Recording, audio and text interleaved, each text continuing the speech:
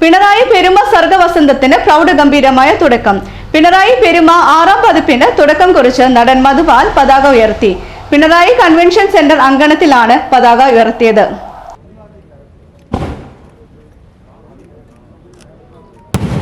പതാക ഉയർത്തിയതിനു ശേഷം കൺവെൻഷൻ സെന്ററിലെ നാടകോത്സവ വേദിയിൽ വെച്ച് മധുപാൽ നാടകോത്സവം ഉദ്ഘാടനം ചെയ്തു.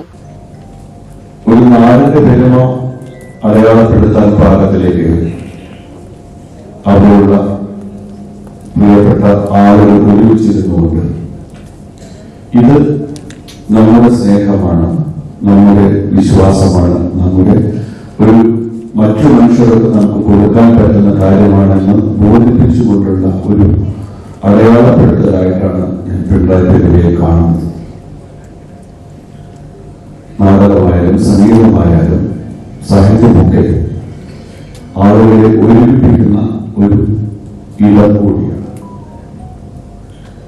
കഥയായാലും കവിതയായാലും ലേഖനങ്ങളായാലും പ്രസംഗമായാലും സംഗീതവുമൊക്കെ നമ്മുടെ ജീവിതത്തിൽ മുന്നോട്ട് കൊണ്ടുപോകാൻ പറ്റുന്നതൊക്കെ വെളിച്ചമുള്ള വഴികൾ കാണിച്ചു തരുന്ന ഒരു കാര്യം കൂടിയായിട്ടാണ് ഞാൻ കാണുന്നത്.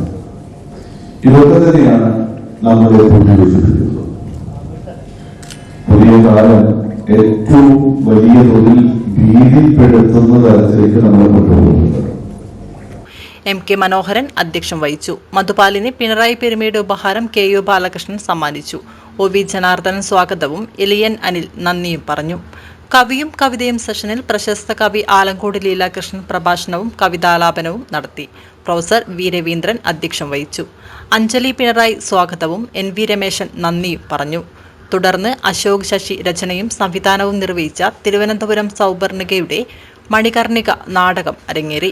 മെയ് 8 മുതൽ 14 വരെയുള്ള 7 ദിവസം നാടകവും 8, 9, 10, 11 തീയതികളിൽ കവിയും കവിതയും നടക്കും.